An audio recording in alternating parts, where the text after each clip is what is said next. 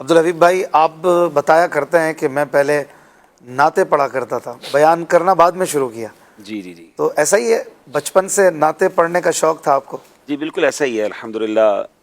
میرا خیال ہے کہ 8-10 سال عمر تھی تو امیر اہل سنت کی بارگاہ میں حاضری کا شرف ملا، اور والد صاحب لے جاتے تھے تو امیر اہل سنت نعت پڑھاتے تھے. تو اس زمانے سے ہی نعت پڑھنے کا شوق تھا. پھر اسکول میں نعتیں پڑھی، دارالعلوم امجدیہ میں جانا ہوا تو وہاں پھر بیانات کا سلسلہ تو بہت بعد میں شروع ہوا. تو ایسا ہی ہے. ایک بھائی پوچھ رہے تھے کہ عبدالحبیب بھائی سے پوچھنا ہے، پہلے دن مدنی چینل پر جب آئے تھے اور آج 15 سال ہو گئے، اس وقت کی فیلنگز اور اب کی فیلنگز میں کیا فرق ہے؟ نہیں، وہ تو بڑی انوکھی فیلنگ تھی، کیونکہ ہم کبھی کیمرے کے سامنے گئے نہیں تھے نا، کبھی بیان ہی نہیں کیا تھا کیمرے کو دیکھ کر. اور میں کئی بار بتا چکا ہوں، ہمارا باقاعدہ آڈیشن ہوا تھا. یعنی نگران شورا نے ہم 2-3 مبلغین کو بلایا تھا، اور چھوٹا سا وہ جو ہمارا فیضان عطار اسٹوڈیو ہے وہاں ایک کیمرہ لگا تھا، ڈیسک لگی تھی زمین پر ہم بیٹھے تھے کیمرے کے سامنے، اور مجھے کہا گیا کہ آپ غالباً فیضان صحابہ سلسلہ تھا تو کچھ پیپرز تھے، کہ اس کو پڑھ کے آپ کیمرے کے سامنے بیان کریں. ہوا یہ کہ اسد مدنی بھائی جو مدنی چینل کے نگران ہیں وہ تھے، اور حافظ حنیف گنز الایمان شریف والے مسجد والے، تو ہم 3 تھے. تو یہ دونوں کیمرے کے پیچھے کھڑے تھے، اور میں جب بیان کروں تو پیچھے وہ کھڑے ہو کے مسکرانے لگے تو مجھے ہنسی آ جائے. کہ یہ کیسا بیان ہے، کوئی نہ سننے والا نہ دیکھنے والا، کیمرے کو دیکھ کے بیان. 3-4 بار ٹیک لیا تو مجھ سے بیان ہی نہ ہو. تو میں نے نگران شورا کو کہا پہلے ان دونوں کو باہر نکالیں، یہ دونوں کھڑے رہیں گے تو مجھ سے نہیں ہے. پھر ان کو باہر نکالا، پھر میں نے 5-7-8 منٹ شاید 10 منٹ کچھ بیان کیا ہوگا. وہ ناراض نہیں ہو گئے یہ دونوں؟ نہیں، وہ ہمارا پیار ہے. وہ مسکرا کے ہی میں نے کہا تھا کہ میری بات ان کی باری تھی نا، پھر انہوں نے ٹیک دینا تھا، ہم تینوں کا ٹیسٹ تھا. صحیح ہے. تو پھر وہ کہ بس وہیں سے پھر ہمیں اپروو کیا گیا. پھر فیضان صحابہ شروع کیا، پھر فیضان اولیاء ہوا، اور آج الحمدللہ وہ والی کیفیت تو نہیں ہے. کانفیڈنس لیول میں فرق پڑتا ہے اس وقت اور آج کے؟ 100% پریکٹس میکس پرفیکٹ. آپ کی پریکٹس ہی آپ کو پرفیکٹ کرتی ہے. اور خاص طور پہ مدنی چینل کا ماحول اتنا فرینڈلی ہے، اور اتنا کچھ ہم نے مدنی چینل سے سیکھ لیا. مجھے اچھی طرح یاد ہے کچھ عرصہ پہلے محرم کا ایک بیان، میرا پروگرام تھا، مجھے پی ٹی وی پہ اسٹوڈیو جانا تھا. تو پی ٹی وی پاکستان کا سرکاری ٹی وی ہے، تو وہاں جا کے انہوں نے کہا کہ آپ کو اسٹوڈیو میں آ کے ریکارڈ کرنا ہوگا. تو ہم گئے تو مجھے پہلی بار پتا چلا کہ انہوں نے، میرا 40 منٹ کا کوئی پروگرام تھا، تو انہوں نے کہا کہ آپ ٹینشن نہ لیں، آپ کو جتنے ٹیک لینے ہو لے لیں، اور یہ کیمرہ یہ ہوتا ہے، تو یہ سولو ہوتا ہے، تو یہ ماسٹر ہوتا ہے.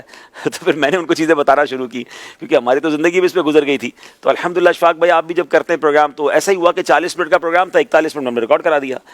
وہ حیران پریشان ہو گئے کہ یہ آپ کیسے کر لیتے ہیں. تو ہم نے کہا ہم تو مدنی چینل پہ ایسے ہی کرتے ہیں بھائی، ہمارے تو اس طرح نہیں ہوتا کہ کوئی 40 منٹ کا پروگرام 3 گھنٹے میں ریکارڈ ہوتا ہے. میں نے کہا آپ آن کر دیں، بس آپ چھوڑ دیں، آپ بیٹھ جائیں، سارے ہم پورا کر لیں گے جو موضوع تھا ہم نے بیان کرنا تھا. اللہ کی رحمت سے وہ بہت چیزیں کر کے مدنی چینل کی برکت سے سیکھ گئے. اس اعتماد کی کمی کو دور کیسے کریں، یہ بھی اس کے ساتھ سوال تھا، کہ اگر کسی میں کانفیڈنس لیول کی کمی ہے یا انفیریورٹی کمپلیکس، احساس کمتری جسے کہتے ہیں، یہ کیسے دور ہو؟ خاص دیکھیے اس کی الگ الگ جہتیں ہیں. اگر بیان کرنے میں تھوڑا سا آپ جھجک محسوس کرتے ہیں، نعت پڑھنے میں جھجک محسوس کرتے ہیں، تو دعوت اسلامی میں تو میں سمجھتا ہوں بچہ اتنا کانفیڈنٹ ہے بیان اور نعت کرنے میں. اس کی بڑی وجہ ہماری پبلک اپیرنس ہے. لوگوں کو پبلک میں جا کر بات کرنے کا موقع بہت کم ملتا ہے. ہمارا تو مدنی قافلے سے ہی شروع ہو جاتا ہے نا. مدنی قافلے میں تاجر پہلی بار آتا ہے، اس کو ہم درس کروا دیتے ہیں، اس کو کچھ نہیں تو اعلان تو کروا ہی دیتے ہیں، اس کے ٹانگیں کانپ رہی ہوتی ہیں. تو وہ ایک لیول ہوتا ہے کہ آہستہ آہستہ وہ کانفیڈنس آ جاتا ہے. تو ہمارے پاس پریکٹس کے لیے بہت ساری جگہ ہیں. لیکن اگر اوور آل سیلف کانفیڈنس کی بات کی جائے تو وہ بھی ظاہر پریکٹس کے ساتھ آئے گا. اس میں بہت بڑا کردار کانفیڈنٹ لوگوں سے ملنا ہے. آپ جب کانفیڈنٹ لوگوں سے ملتے ہیں نا اور ان کا کانفیڈنس لیول دیکھتے ہیں، آپ اپنے کانفیڈنس کو بوسٹ کر رہے ہوتے ہیں کہ یار ماشاءاللہ کتنی حوصلہ، کتنی جو ہے نا وہ کانفیڈنس کے ساتھ بات ہو رہی ہے، کتنے اچھے انداز سے بات ہو رہی ہے. تو آپ اگر ایسے لوگوں کے ساتھ رہیں گے جن کا کانفیڈنس لیول ہائی ہے، آپ ڈیفینیٹلی ان سے اثر لیں گے. آپ جن کے ساتھ بیٹھتے ہیں وہ ہمیشہ مایوسی والی باتیں کر رہے ہیں، نہیں یار یہ تو ہو ہی نہیں سکتا، نہیں اتنی مت جانا، یہ مت کرنا، تو آپ کو کھڑے نہیں ہونے دیتے. تو آپ ایسوں کے ساتھ رہیں کہ جو آپ کو کہیں فکر ہی نہ کرو انشاءاللہ خیر ہے. تو وہ ہمت بڑھانے والے ملتے ہیں تو ہمت جو ہے وہ بڑھ جاتی ہے. میں اپنے کانفیڈنس لیول میں ایک بہت بڑا کردار نگران شورا کا مانتا ہوں. نگران شورا نے فرام دا ڈے ون جو کانفیڈنس ہمیں دیا اور جس طرح ہمت بڑھائی، جس طرح نگران شورا کا ایک انداز ہے، وہ میدان میں چھوڑ دیتے ہیں بغیر بتائی باتوں کا چھوڑ دیا، خود ہی غائب ہو گئے. ہم نے کہا کدھر گئے؟ بولے آپ ہی کر لو. ابے کیسے کر لو بھائی؟ وہ کر لو گے، ہو جائے گا. تو یہ سمجھ آئی کہ یہ بڑوں کا انداز ہوتا ہے. ہمارے والدین نے بھی یہی کیا. پیر و مرشد آج تک دعوت اسلامی والوں کو حوصلہ ہی تو دے رہے ہیں. تو اگر آپ کو ایسا کوئی مینٹور مل جائے نا، آپ کو کوئی ایسی شخصیت مل جائے جو آپ کی حوصلہ افزائی کرے، آپ کو ہمت دے اور پیچھے سے گائیڈ کرے، پھر آپ بہت آگے جاتے ہیں. آپ بچے بچے کو دیکھیں نا, دعوت اسلامی کا ایک چھوٹا سا مدنی منا 5000 لوگوں کے سامنے آپ کو بیان کر کے نعت پڑھ کے سنا دے گا. آپ ایک اربوں پتی آدمی کو کہے ذرا کھڑے ہو کے 2 منٹ کی بات کر دیں, اس کی آواز نہیں نکلے گی, کیونکہ وہ پریکٹس اتنی ہو گئی ہے ان کو ماشاءاللہ. اور فیئر آف پبلک اپیرنس وہ تو دعوت اسلامی میں شاید لاکھوں لوگوں کا ختم ہو چکا ہے. ایک سوال کیا کسی دوست نے کہ وہ کون سی چیز ہے, پوچھیے گا کہ جس کو کرنے کا دل نہیں کرتا لیکن کرنی پڑتی ہے انہیں. بڑا ہی دلچسپ سوال ہے یہ. کرنے کو جی نہیں کرتا اور کرنی پڑتی ہے.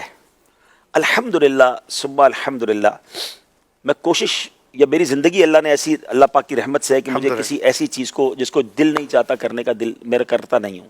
اچھا, الحمدللہ کوشش کرتا ہوں کہ کام وہی کروں جو دل سے کروں, دل سے اور مزے سے کروں. اللہ کی رحمت سے کوئی ایسا پریشر نہیں ہے. یہ بیچارے کچھ لوگ ہوتے ہیں جن پر کچھ چیزوں کی مجبوریاں ہوتی ہیں جو انہوں نے کرنی پڑتی ہے.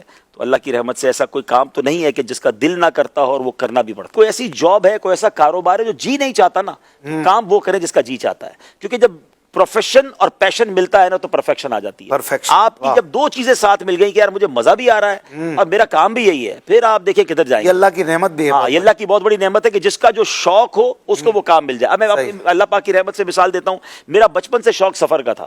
اچھا. میں نے بہت ٹریول کیا دعوت اسلامی کے ماحول کی ذمہ داری سے بھی پہلے. میں نے تقریباً ساری دنیا اس سے پہلے بھی دیکھ لی تھی, مگر مجھے دعوت اسلامی میں ذمہ داری وہی مل گئی.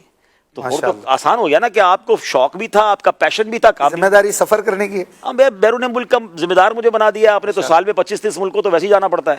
تو 25-30 ملک ویسے ہی سفر ہو جاتا ہے. پھر پاکستان میں کافی ٹریول ہوتا ہے. تو ٹریول میرے لیے الحمدللہ بار نہیں ہے. مجھے ٹریول تھکاتا کم ہے, شاید مجھے فریش زیادہ کرتا ہے. ماشاءاللہ. تو یہ بات وہی نا کہ کچھ لوگوں کو ٹریول تھکاتا ہے. تو الحمدللہ ثم الحمدللہ, اللہ پاک زوال نعمت سے بچائے کہ اللہ پاک ایسے ہمیں کام دے دے جو ہمیں پسند بھی ہوں, ثواب والے بھی ہوں, اور ہمیں کام کرنے کا موقع بھی ملے.